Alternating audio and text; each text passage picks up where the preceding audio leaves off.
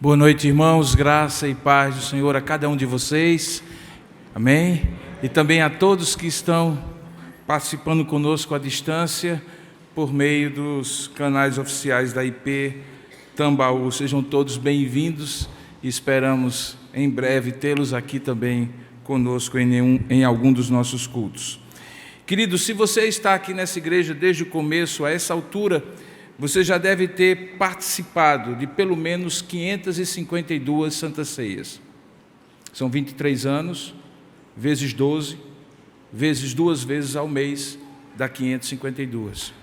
E pelo menos em 552 vezes você deve ter ouvido um dos pastores dessa igreja dizer as seguintes palavras, repetindo o que o apóstolo Paulo fala aos Coríntios, na sua primeira epístola, no capítulo 11, porque eu recebi do Senhor o que também vos entreguei, e as instruções da Santa Ceia.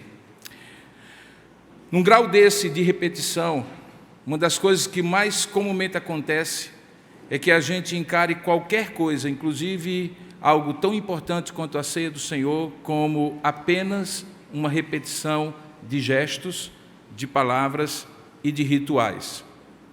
Corre-se um risco muito grande de, à medida em que nós fazemos algo, mesmo para Deus, de maneira repetida, que este algo seja feito automaticamente e perca, com o passar do tempo, o seu sentido.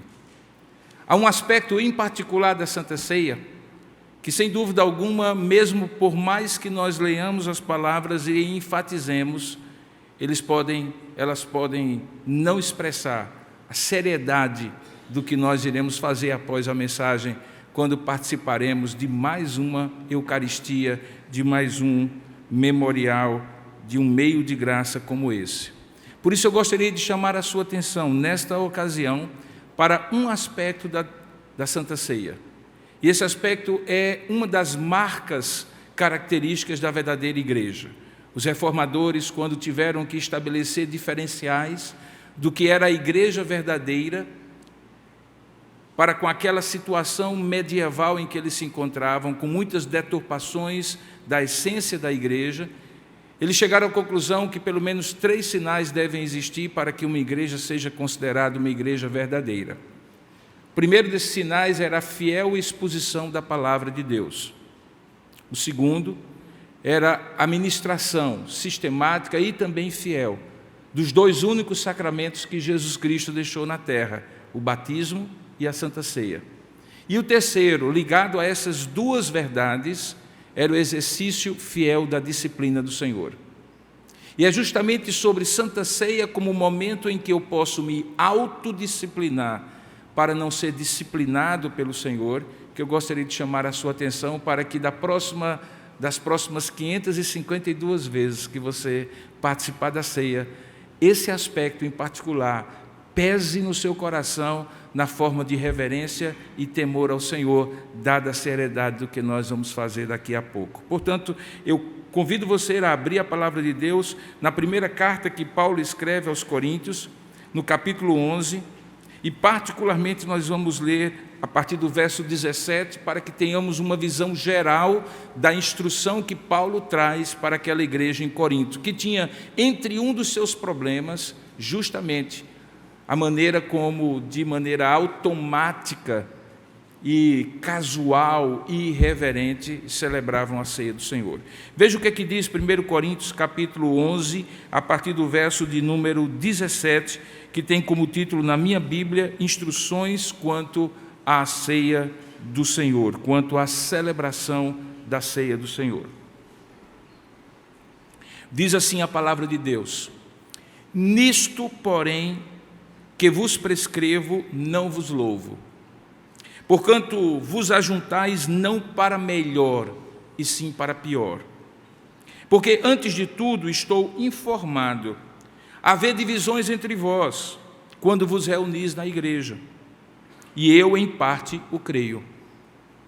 Porque até mesmo importa que haja partidos entre vós, para que também os aprovados se tornem conhecidos em vosso meio. Quando, pois, vos reunis no mesmo lugar, não é a ceia do Senhor que comeis, porque ao comerdes, cada um toma antecipadamente a sua própria ceia.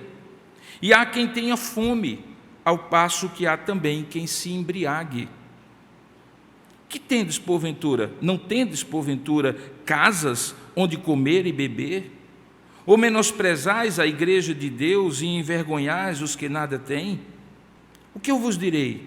Louvar-vos-ei? Nisto certamente eu não vos louvo.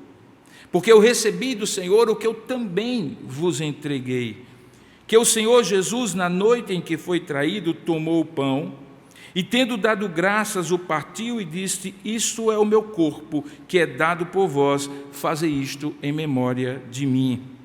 E por semelhante modo, depois de haver ceado, tomou também o cálice, dizendo: este cálice é a nova aliança no meu sangue.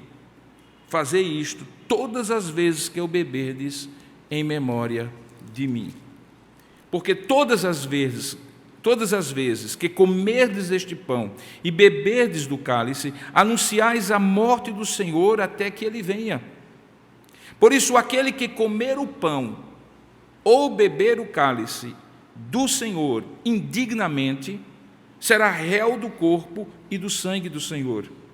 Examine-se, pois, o homem a si mesmo, e assim coma do pão e beba do cálice, pois quem come e bebe sem discernir o corpo, come e bebe juízo para si. Eis a razão porque há entre vós muitos fracos e doentes, e não poucos que dormem. Porque se nos julgássemos a nós mesmos, não seríamos julgados. Mas quando julgados, somos disciplinados pelo Senhor para não sermos condenados com o mundo. Assim, pois, irmãos meus, quando vos reunis para comer, esperai uns pelos outros. E se alguém tem fome, coma em casa, a fim de não vos reunirdes para juízo. E quantas demais coisas eu os as ordenarei quando eu for ter convosco. Que Deus abençoe a sua palavra lida. Amém. Curva a sua cabeça, vamos pedir a Deus a iluminação do alto, para que o Senhor nos dê a plena compreensão do texto que acabamos de ler e que é tão importante para cada um de nós. Oremos juntos. Ó Deus amado e querido Pai, nós louvamos o Teu nome pelo privilégio de estarmos na Tua presença. Louvamos a Ti por este ajuntamento santo de filhos e filhas Tuas, separados, santificadas para Ti, pela própria obra da redenção de Jesus Cristo. E que nos dá, ó Deus, um acesso que nós não teríamos, como pecadores que somos, se não fosse Jesus Cristo o centro deste culto, a razão de estarmos aqui, o nosso próprio Redentor. Te damos ainda mais louvores quando, no dia de hoje, iremos não apenas ouvir a Tua voz, não apenas louvar o Teu nome, falar contigo em oração e ler a Tua palavra, ouvindo-a com atenção, mas também iremos celebrar, ó Pai, a Eucaristia. Que privilégio, Pai, o Senhor nos dá quando isso acontece.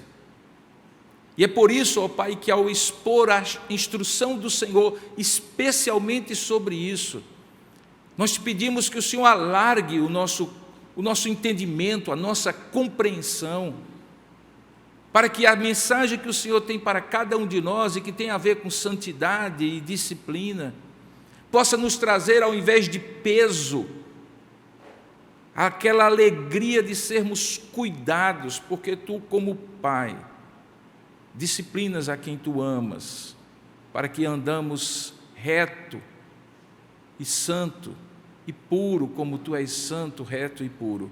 Fala conosco, abre o nosso entendimento, Pai, dá-nos a condição de ir para além do texto, que a nossa mente compreenderia, para a mensagem que está nesse texto, que só o Teu Espírito pode, falando ao nosso espírito, à medida que a Tua exposição é feita, nos dar a compreensão exata. Assim oramos, ó Pai, esvaziados de nós mesmos e de qualquer pretensão, inclusive a minha, de poder expor esse texto sem a assistência do Teu Espírito. Ó, o Teu Espírito que inspirou essa palavra, seja o Teu Espírito mesmo que a ilumine nas nossas mentes. É o que nós oramos e Te agradecemos, em nome e para a glória do Senhor Jesus. Amém. Irmãos, várias vezes vocês já ouviram do contexto de uma igreja, a igreja de Corinto, que se por um lado era uma igreja extremamente abençoada por Deus, cheia de dons e cheia de bênçãos que Deus havia derramado sobre ela, por outro lado era uma igreja cheia de problemas que iam desde questões de ordem doutrinária e teológica, com compreensões equivocadas acerca de doutrinas importantes da Escritura Sagrada, passando por problemas de liderança, de facção e de dissensão no meio da igreja, até chegar a questões de moral e de ética muito sérias. Certamente você deve lembrar de algumas das mensagens que nós, pastores dessa igreja, já pregamos, lembrando como esse paradoxo de uma igreja que é santificada, separada por Deus, abençoada, generosamente abençoada por Deus, ao mesmo tempo vive a contradição de ser uma igreja tão cheia de pecados e tão cheia de dificuldades. Essa altura, nesta carta, Paulo já havia abordado grande parte das questões que seriam questões importantíssimas que faziam com que aquela igreja, apesar de ser muito abençoada, tinha problemas seríssimos. É nesse momento em que ele foca a sua atenção, a partir desse momento, sobre particularmente, no capítulo 11 em diante, o que estava acontecendo durante o culto. É nessa porção final da carta aos Coríntios que ele vai tratar da questão do uso do véu na igreja de Corinto, logo no começo do capítulo, a partir do verso 2. Vai tratar da questão da Santa Ceia, a partir do verso 17. E no capítulo 12, 13 e 14, acerca dos dons espirituais. Todas essas exortações e instruções que Paulo vai dar a partir do capítulo 11 estão acontecendo no contexto do ajuntamento solene, isso que está acontecendo aqui, o culto no dia do Senhor. Quando ele convocava e convoca ainda hoje o seu povo, filhos e filhas dele, para lhe prestar um culto. Como eu já escrevi em alguns momentos anteriores, Deus não nos dá o direito de escolher estar ou não no dia em que Ele marca para se encontrar conosco. Esse momento que é um ajuntamento solene, uma convocação de Deus, nós somos privilegiados de sermos parte dessa convocação. E é justamente nesta convocação que alguns dos problemas mais sérios, no momento de culto, em que o povo se reunia, que a igreja de Corinto apresentava as suas fissuras e as suas contradições éticas, morais e teológicas mais sérias. No caso específico, aqui a partir do versículo 17, Paulo começa dizendo que aquilo que ele haveria de prescrever a partir dali, a partir daquele ponto, não era algo que era prescrito por ele para reafirmar um comportamento que ele pudesse elogiar. Por isso ele diz assim: nisto, porém, que vos prescrevo, eu não vos louvo. E a razão de Paulo não louvar, elogiar aquela igreja, era porque eles estavam se ajuntando, não para o propósito que Deus havia chamado, mas para pior e não para melhor, é o texto que ele usa.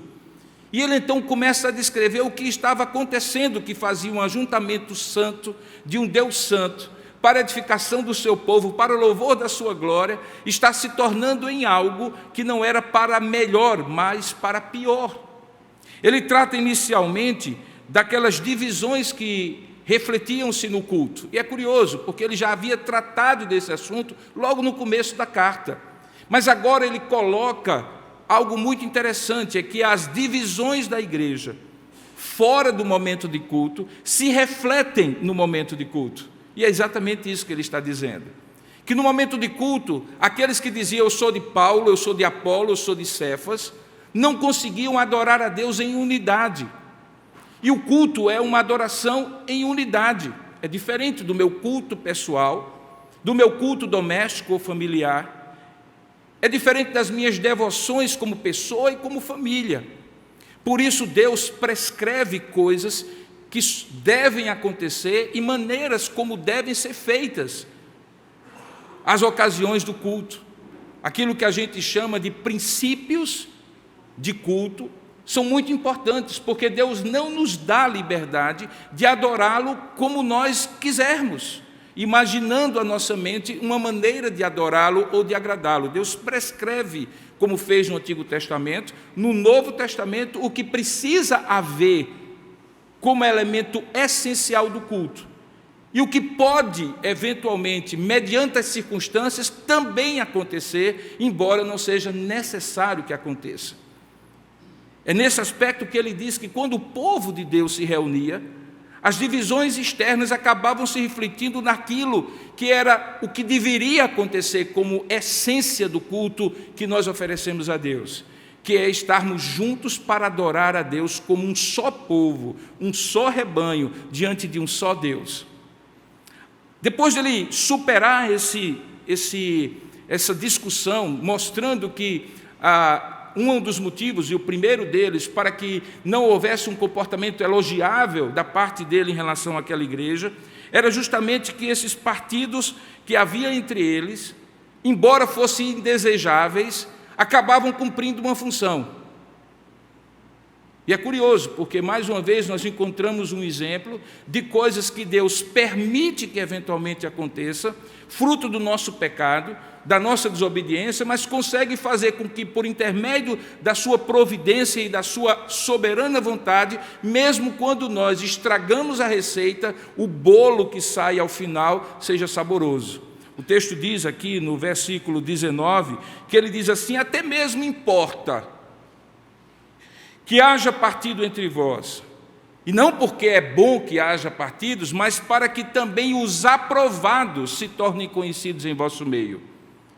Então a primeira coisa que a gente descobre é que culto separa as pessoas, e os partidos que havia na igreja de Corinto acabavam representando essa separação, mas não no sentido que eles se dividiam entre si, não porque uns gostavam mais de Paulo, outro mais de Cefas, porque na divisão de Deus só havia dois tipos de adoradores, os que eram aprovados e os que eram reprovados. E aqueles que alimentavam a divisão já estavam reprovados, porque o culto era prescrito para ser um culto em unidade. O apóstolo Paulo então está dizendo aqui que culto serve para atrair pecadores, mas ao mesmo tempo, no culto, a depender da motivação e da vida que vivemos fora do momento do ajuntamento e que se reflete no momento do ajuntamento, nós podemos ser simplesmente reprovados no culto. Um dos motivos ele aponta, é quando o nosso culto não pode ser sincero, no sentido de chamarmos uns aos outros de irmãos, se falamos mal uns dos outros, se criticamos as pessoas, se temos rivalidades no nosso meio e assim por diante. Paulo diz então que culto é um meio pelo qual, por incrível que possa parecer a você, as divisões, até não sendo bem-vindas, são úteis para ficar claro quem é do Senhor com um comportamento e uma atitude de unidade que o aprova, e quem não é do Senhor, mesmo fazendo parte da congregação, no caso da igreja de Corinto. É isso que Paulo está dizendo. Mas havia um segundo tipo de comportamento que não tinha a ver com divisão, mas que acontecia durante o culto e que também fazia uma separação entre quem era do Senhor e quem não era do Senhor. No contexto da igreja primitiva, em que eles gostavam desde o início, é só lembrar Atos capítulo 2, verso 41 a 46, estar juntos, compartilhar o pão na casa uns dos outros, comer, juntar panelas, como se diz mais modernamente, era uma prática da igreja. Aquilo que eles poderiam fazer sozinhos em casa e ter a comunhão entre si, eles gostavam de fazer juntos. Por isso que os registros históricos e os principais comentaristas dizem que antes das ceias, eles tinham aquilo que eles chamavam da festa do ágape, ou do amor cristão, que não era a ceia propriamente dita, que não acontecia no culto propriamente dito, mas era um momento em que eles ou tomavam um café, ou almoçavam, ou jantavam juntos, antes da ceia. E diferentemente de nós, que temos um pão e um vinho que são já separados para uso na ceia, quando o pastor os santifica e os tira do uso comum para servirem como símbolos do corpo e do sangue de Cristo, naquelas ocasiões, o próprio pão que eles estavam comendo na festa do amor e o próprio vinho que eles estavam bebendo na festa do amor, como comunhão deles como famílias, era usado para, em determinado momento, tendo ele se alimentado, quem estivesse à frente, o presbítero que estivesse à frente, retirar o pão do uso comum e o vinho do uso comum, aquele pão que eles estavam comendo e aquele vinho que eles estavam bebendo. A questão, como você pôde ler, é que alguns se adiantavam, porque eles estavam morrendo de fome, porque não comiam em casa. E como o próprio texto diz, que quando eles tomavam, veja aí a partir do verso 21, antecipadamente a própria ceia, acontecia que alguém que de repente ficava para depois, já tendo a comida e a bebida se acabado, acabavam por não participar da ceia. Mas veja que coisa curiosa, eles estavam ali para participar da ceia. O circunstancial, o que podia acontecer e não acontecia, ou não faria nenhuma diferença se acontecesse, era a festa do amor. Eles podiam fazer a festa do amor em qualquer outro momento, e eles faziam porque no primeiro dia de cada semana, o dia do Senhor, o dia da ressurreição de Jesus, era o dia do culto. E então eles aproveitavam que todos estavam reunidos, faziam a festa do amor e ato contínuo, a ceia do Senhor. Era mais conveniente, certamente, e também mais representativo do que era o corpo de Cristo como uma unidade. Mas aquilo que era a intenção, a conveniência e o propósito tinha se tornado no problema. O texto diz que alguns que tomavam antecipadamente a sua própria ceia, acabavam deixando, verso 21, alguém com fome. E ao mesmo tempo quem aproveitava e bebia mais do que devia, acabava por se embriagar. E então Paulo faz uma série de perguntas a partir do verso 22, dizendo assim: não tendes porventura casas onde comer e beber? Ou menosprezais a igreja de Deus e envergonhar os que nada têm? O que eu vos direi? Que eu não posso louvar nisso, certamente nisso eu não vos louvo. E faz a ligação com o motivo que ele disse no início: nisto que eu vou vos prescrever, nisso eu não vos louvo. Então nós tínhamos dois problemas. Ao mesmo tempo que os partidos antes do culto começar interferiam no culto, mas também a refeição que acontecia antes da Santa Ceia do culto interferia na Santa Ceia propriamente dita, porque faltava comida e alguns se embriagavam. Essas situações parecem absurdas para nós, porque nós não temos ou não imaginamos que isso viesse a acontecer entre nós. Mas na igreja de Corinto, aquilo que representava a desunião e o egoísmo tinha chegado à potência máxima, e por isso Paulo dizia: nisto eu não vos louvo. E depois de dizer o que não era motivo de louvor, Paulo então passa para prescrever a correção disso. Portanto, a partir do verso de número 23, Paulo, tendo demonstrado e tendo feito o diagnóstico, a anamnese da situação, ele agora vai fazer a prescrição, para que aquilo que estava acontecendo não acontecesse mais. E é nesse momento que ele faz as instruções clássicas, que nós ouvimos todos os domingos que celebramos Santa Ceia, onde ele dá a teologia e a doutrina da ceia, dizendo que aquilo que o pão representava e aquilo que o vinho representava, o pão representando o corpo e o vinho o sangue de Cristo, dentro de um contexto de uma nova aliança. Tendo feito essa parte doutrinária, Paulo então, na terceira parte desse trecho, vai dizer as implicações práticas do que pode acontecer e deve acontecer quando estamos tomando Santa Ceia, para que aquilo, a desunião, ou o egoísmo, ou qualquer obra da carne não conviva em nós no momento da ceia, porque não faria sentido conviver, visto da solenidade, da importância, da seriedade e da reverência que a ceia deveria produzir e deve produzir no nosso coração. Paulo então diz no verso 23 e 24, o rito, a separação do elemento do pão e do vinho.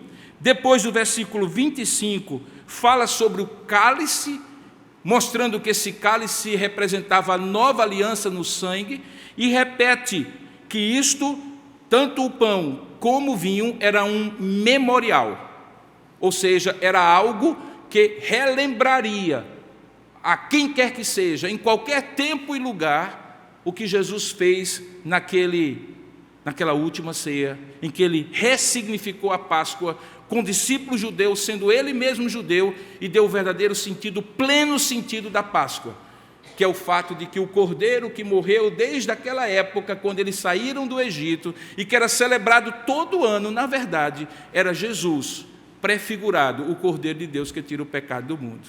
Tendo dito isso, então, a partir do versículo de número 27, o apóstolo Paulo, então, vai dar as implicações e vai ligar dois dos sinais da verdadeira igreja. Lembra que eu falei? A pregação fiel da palavra de Deus, um dos sinais. A celebração cuidadosa e diligente dos dois únicos sacramentos, batismo e santa ceia. E o terceiro, que é a disciplina do Senhor. Ele vai juntar o terceiro e o segundo num mesmo argumento, falando sobre como eu e você devemos nos autodisciplinar no momento da ceia, para que não sejamos disciplinados pelo Senhor. E ele diz isso da seguinte maneira, versículo 27. Por isso, aquele que comer o pão ou beber o cálice do Senhor indignamente, será réu do corpo e do sangue do Senhor. Primeira coisa que eu preciso explicar para você, o que significa esse indignamente? A palavra que é usada no Novo Testamento grego é a palavra que significa alguém que está de maneira impura à mesa.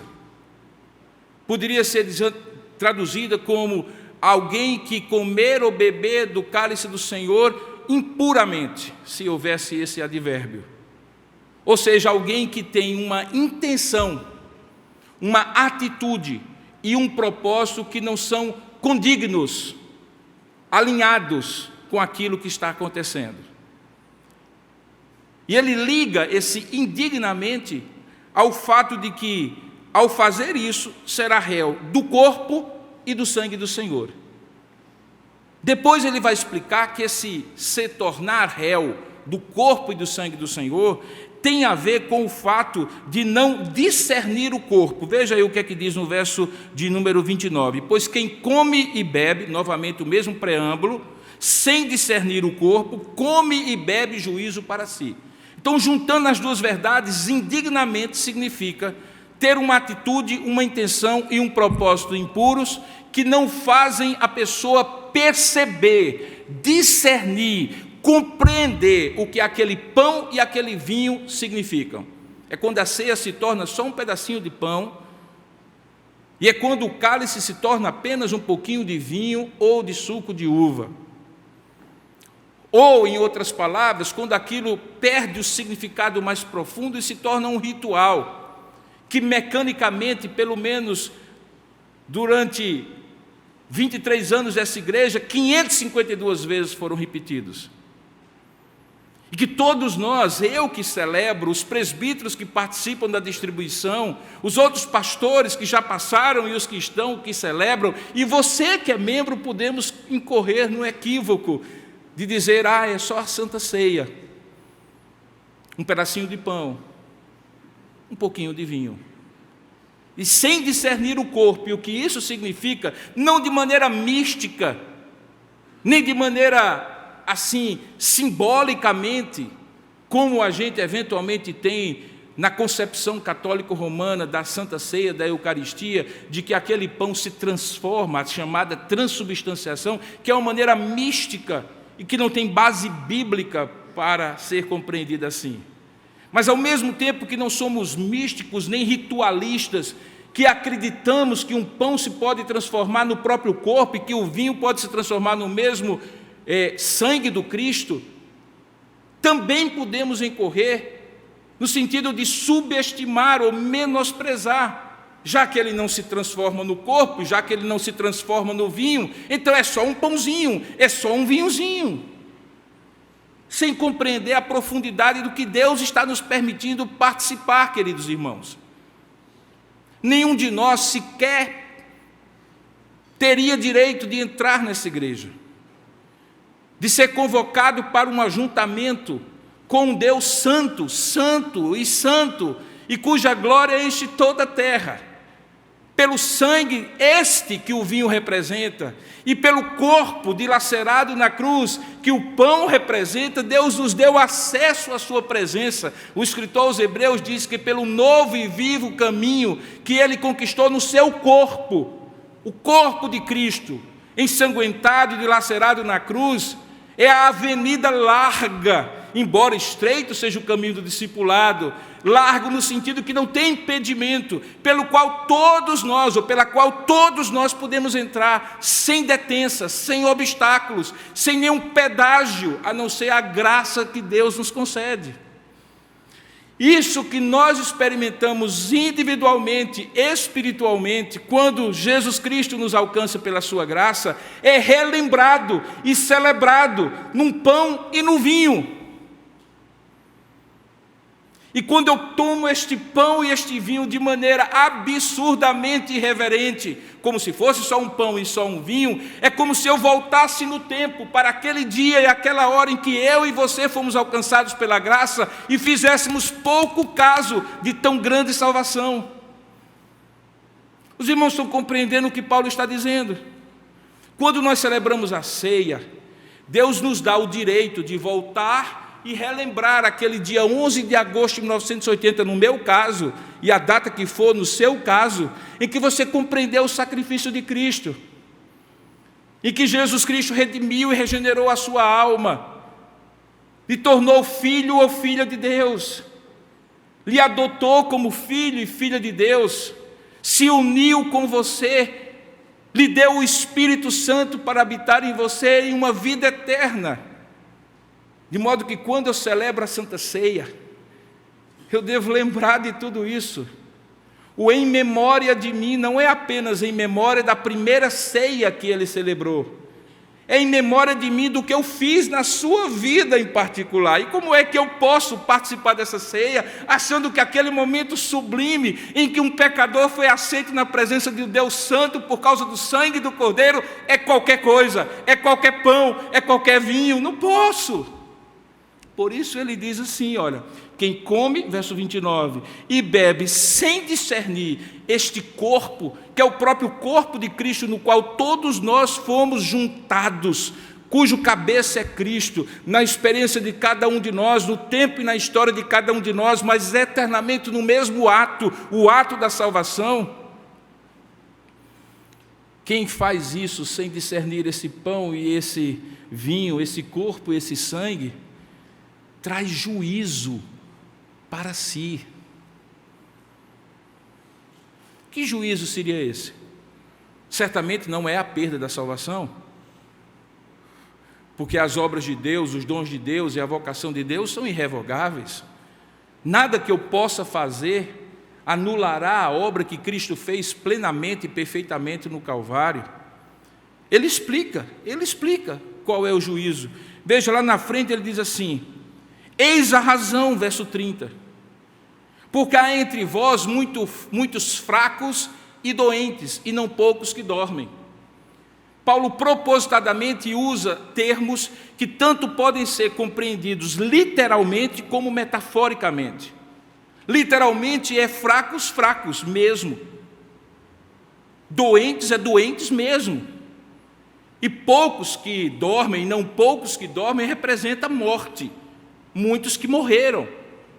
E ele diz que é possível que pessoas estejam adoecidas e fracas fisicamente e já tenham partido dessa vida pela maneira irreverente com que participaram continuamente, constantemente, vituperando, envergonhando, espizinhando o sacrifício de Cristo e a própria história de Jesus com elas. Mas metaforicamente ele também está falando de uma perda de comunhão que produz fraqueza espiritual, de uma perda de comunhão que produz doença espiritual, e de uma perda de comunhão que pode atingir a própria vida espiritual, uma astenia espiritual completa e absoluta. Bom, certamente para dizer isso, Paulo tinha testemunhos.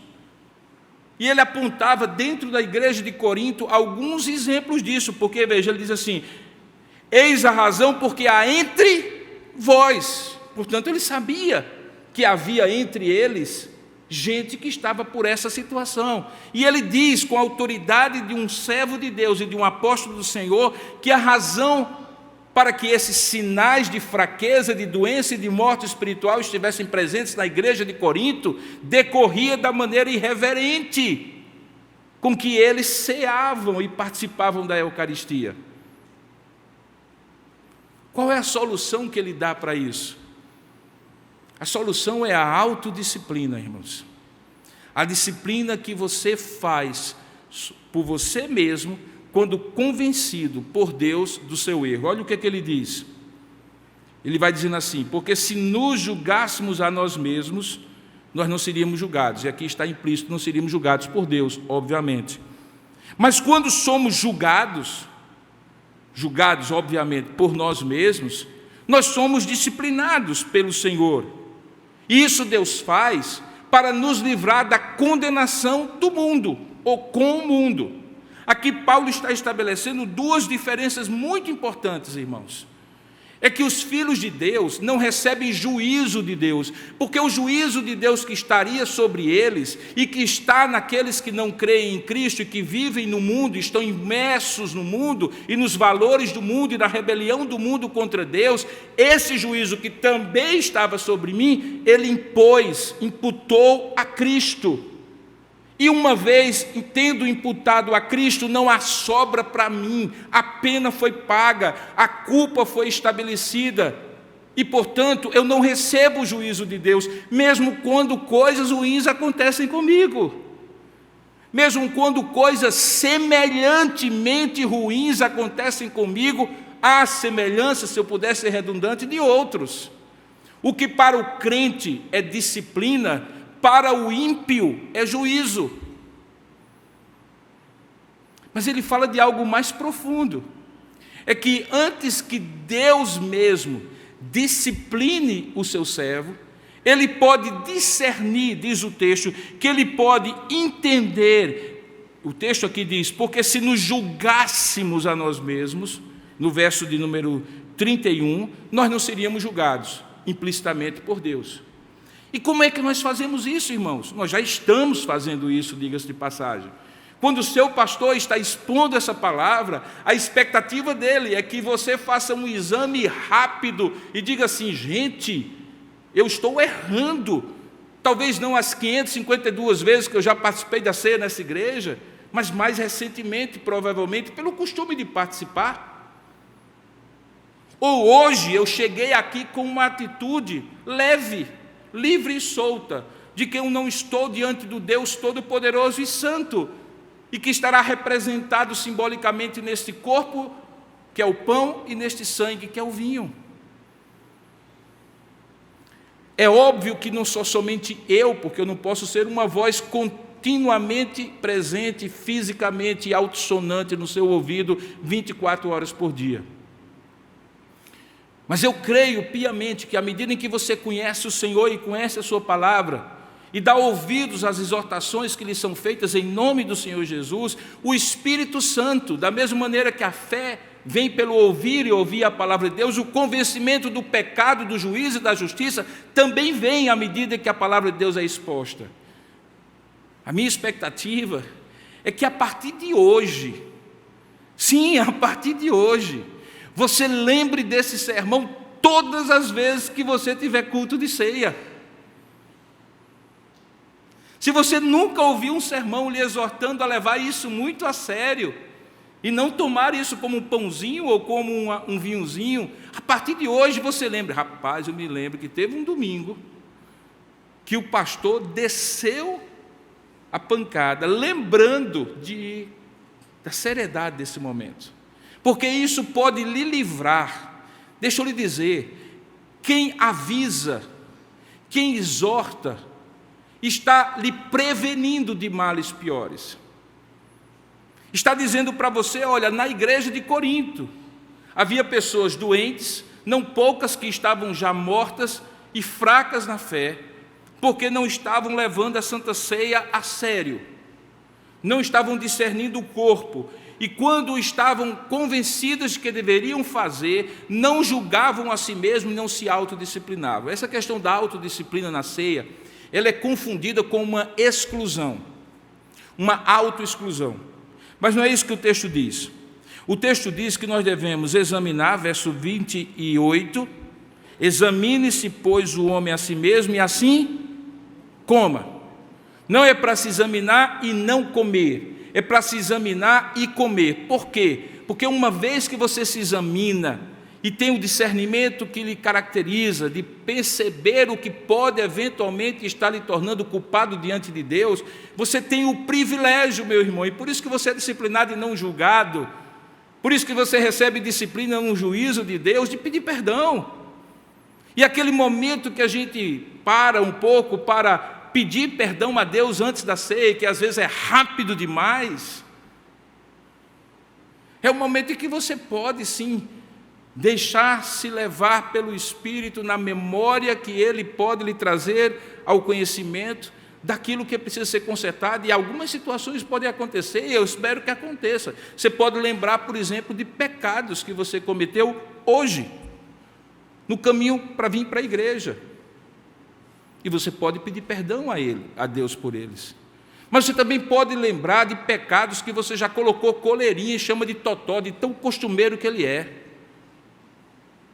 Coisas que você gosta de pecar, gosta de chamar de meu pecado, minha fraqueza, minha falha, e que certamente é uma fraqueza sua, mas não precisa continuar sendo fraqueza sua, porque o Senhor é quem nos fortalece para vencer o pecado, senão nós seríamos vítimas do pecado e não haveria poder no Cristo ressurreto de nos fazer viver uma vida nova, coisa que Paulo diz aos Colossenses, que nós devemos morrer para o mundo e para o velho homem para vivermos uma novidade de vida. Isso é possível pelo poder do Espírito Santo. Portanto, não existe pecado incontrolável para o crente. Não existe pecado costumeiro que ele vai sempre cair e fazer o quê? Eu nasci assim, cresci assim, você sempre assim, Gabriela. Não. Tem que ser algo que você coloque diante de Deus e diz, Senhor, eu quero vencer isso. E o momento de ceia é o momento que o Espírito Santo pode chegar a você e dizer assim, é aqui, querido. E eu vou lhe dizer as dicas. Talvez você possa evitar isso para não cair daquela outra maneira. Talvez você precise vigiar nisso para não ser pego daquela maneira costumeira. E tudo isso acontece quando você discerne o corpo, a importância disto, da comunhão com Deus e da comunhão com os irmãos, leva Deus a sério aquilo que a Santa Ceia representa e então diz assim, Senhor, me discipline, me leve ao arrependimento, eu te suplico o teu perdão. Pode ser que aconteça também situações muito práticas, irmãos, em que o seu pecado esteja associado a outras pessoas. E eu já vi acontecer, na verdade, diga-se de passagem, esta era uma das coisas que acontecia com mais frequência. Tem certas coisas que nos últimos 30 anos, que é o tempo que eu conheço do Evangelho, 35, talvez um pouco mais, a igreja foi perdendo.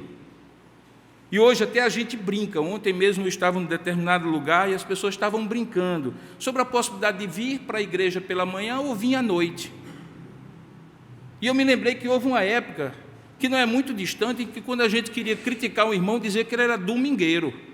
Hoje a gente, se tiver de criticar, diz que ele é meio domingueiro. Porque se vier pelo menos uma das vezes que o culto do Senhor, no dia do Senhor, é celebrado, a gente já fica feliz. Mas além de essas e outras distorções tantas, que com o tempo isso foi se tornando comum no povo de Deus, uma delas, que nunca mais eu vi acontecer, e eu fico pensando se o Espírito Santo mudou, se hoje ele não tem mais problema com isso, se não faz mais dessas coisas, ou se o problema é nós. É que eu já vi acontecer várias vezes de Deus convencer irmãos que pecaram um contra o outro e no momento da ceia, antes de tomarem o pão e o vinho, se deslocarem dos lugares onde estavam, irem para junto do outro e pedirem perdão. E marcarem uma conversa logo depois do culto para esclarecer qualquer coisa que restou. Isso é saudável, irmãos, porque mágoas começam a criar raízes, e raízes de amargura, quando nós não levamos a sério palavras que dizemos e ouvimos uns dos outros, e que vão se enraizando em nós e nos separando, exatamente aquela situação que é a igreja de Corinto. Mas hoje nós somos muito polidos para, imagine só, nos expor, de nos levantar aqui, procurar um irmão, pedir licença, puxar a cadeira para junto, na hora da ceia. Que é isso, pastor? Você está exigindo demais de mim.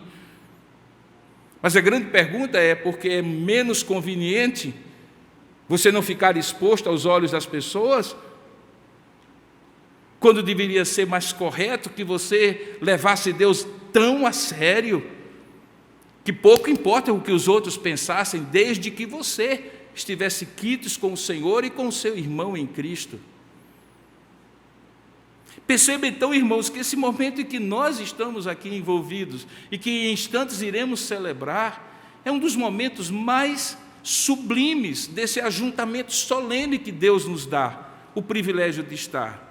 Que é quando nós, e diga-se de passagem, no nosso costume aqui em particular, que a Covid atrapalhou muito, lembra os mais antigos, antes de 2019, nós chegávamos a compartilhar o cálice, lembra? Passávamos o cálice um para o outro, tínhamos que olhar no olho da pessoa e dizer assim: a paz do Senhor, meu irmão, Deus lhe abençoe. E a não ser que você e eu fôssemos capazes de hipocrisia e de simulação a esse nível, era impossível fazer isso, se você não estivesse em comunhão com os irmãos.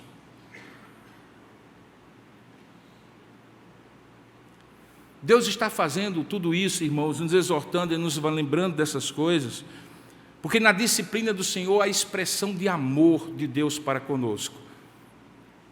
E qual é essa expressão? É aquela que Paulo expõe no versículo 32, ele diz assim: mas quando somos julgados, ou quando nos julgamos por esse autodiscernimento que o Espírito Santo e a palavra que Ele ilumina para que compreendamos, vem à nossa mente, a Bíblia diz que somos disciplinados pelo Senhor para não sermos condenados com o mundo. Veja que privilégio e livramento que Deus está nos dando, de não estarmos na vala comum daqueles que serão condenados.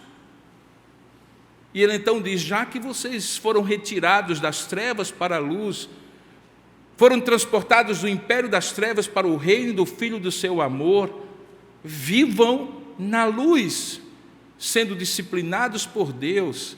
E como é bom, irmãos, aquelas pessoas que estão aqui e que lembram uma época em que a disciplina dos nossos pais chegava algumas vezes até a ser exagerada, mas não era omissa, em que o olhar do pai, a puxada no braço de uma mãe, uma exortação que calava profunda a nossa alma e que não precisava sequer ser repetida, nos fazia temer.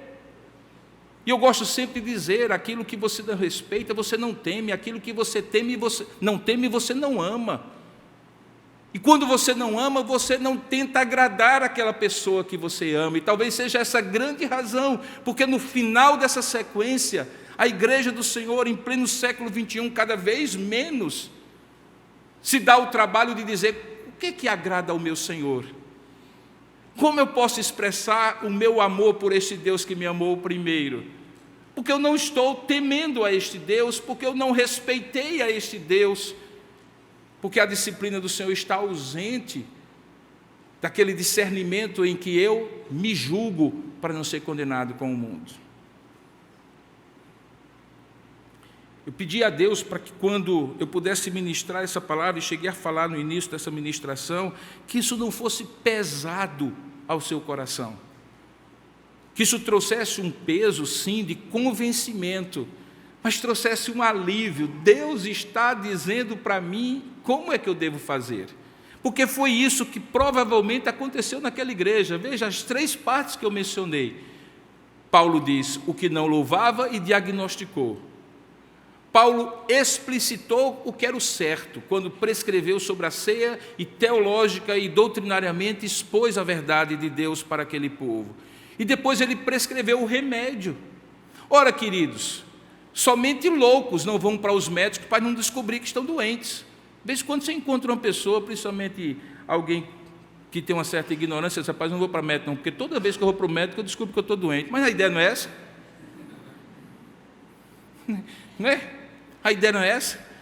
Eu já vi gente que recebeu o exame e disse, rapaz, perdi meu dinheiro, deu tudo certo, está tudo normal. Como assim? Tem umas loucuras que as pessoas fazem, às vezes espiritualmente também. A gente se sente pesado quando Deus nos exorta. Ora, que coisa boa, não somos cachorros sem dono, somos ovelhas que têm um dono. Cachorro sem dono é que todo mundo chuta na rua. Mas ovelha, que faz parte do rebanho, o Senhor chama para si. Exorta, isso é uma grande alegria, querido. Ser exortado por Deus, nosso Pai amoroso. Ele não nos joga fora, Ele exorta e nos traz. A sua vara e o seu cajado me consolam, ainda que algumas vezes bata na minha cabeça e quebra as minhas patas. Portanto, no dia de hoje, quando você estiver daqui a alguns instantes celebrando a Santa Ceia, e nas próximas 552 vezes, se essa igreja chegar a 46 anos de idade e Jesus Cristo não tiver voltado antes, você lembre desse sermão e você não traga juízo para você, você traga alívio e graça pela disciplina do Senhor no seu coração. Amém? Amém. Que bom. Então vamos praticar isso. Vamos todo mundo fechar os olhos, para que se alguém precisar levantar, não ficar constrangido. Mas não é levantar para fugir, é levantar para pedir perdão a algum irmão que está do outro lado do auditório. Queridos, vamos preparar o nosso coração, que ato contínuo nós vamos celebrar a Santa Ceia. E ao invés de um momento muito rápido, eu gostaria que, em nome do Senhor Jesus, diante daquilo que lhe foi exortado, você dissesse, Senhor, assim como o salmista no Salmo 139 diz de maneira tão profunda, aquela oração de confissão e contrição das mais belas da Escritura Sagrada, quando ele diz exatamente as seguintes palavras: sonda-me, ó Deus, conhece o meu coração, prova-me, conhece os meus pensamentos, vê se há em mim algum caminho mau e guia-me pelo caminho eterno. Ó Deus, sonda-nos com a precisão e com a profundidade que só o teu olhar consegue me fazer ver dentro de mim. Conhece, Pai, e me ajuda a conhecer o meu próprio coração enganoso. Livra-me de ser superficial, de parar em pecados visíveis e facilmente identificáveis. E me leva na profundidade da minha alma a ver as motivações, os ídolos do meu coração, que me fazem falar, fazer, pensar, ou me omitir de falar, fazer e pensar, e, portanto, pecar contra Ti. Prova-me, ó Pai. Me imprensa diante de Ti, na Tua palavra, com o amor de que é alguém que sacode os meus ombros, os ombros da minha alma, e me faz despertar do sono do pecado, Pai, da letargia do pecado. Certamente há algum caminho mau, mas me faz ver algum caminho mau mais profundo, e não me deixa neste caminho. Guia-me por Tua mão e tira-me do caminho mau e coloca-me no caminho eterno. Que as palavras dos meus lábios e o meditar do meu coração sejam agradáveis em Tua presença, Rei meu, Redentor meu, e que no momento em que eu tomar este pão e este cálice, o Senhor me faça lembrar aquele dia, ó Pai, em que eu estava em trevas, e o Senhor me trouxe para a luz, em que eu estava perdido, e o Senhor me salvou, em que a história da cruz deixou de ser um fato emocional, em que eu lembrava eventualmente, me tornou real, eu me vi naquela cruz. Faça-me, Pai, sim, Senhor, voltar no tempo, nas muitas vezes em que eu pequei contra Ti e merecia o juízo do Senhor, e o Senhor me livrou do juízo, exortou-me a buscar a Tua face, o Teu perdão, e me voltei para Ti, e aprofundou o meu conhecimento de Ti, porque agora não mais os meus ouvidos Te ouviam, agora os meus olhos Te viam, Pai. Ó Senhor, nos faz arrepender e abominar o pecado na nossa vida, Senhor, para que ele não seja entretecido nas entrelinhas da Tua palavra, pelo contrário, ela seja espada que separe mente e coração, me faça discernir o caminho mau do caminho eterno. Eu peço por mim, Pai, e ao mesmo tempo eu intercedo pelas minhas ovelhas, pelos Teus filhos e filhas que estão aqui, para que haja santidade, ó Deus, e não juízo do Senhor sobre nós. Ó Deus, nos faz, no momento da ceia, relembrar tudo isso e buscar a Tua face em santidade de vida, para a glória do nome do Senhor Jesus, em quem nós oramos. Amém e amém.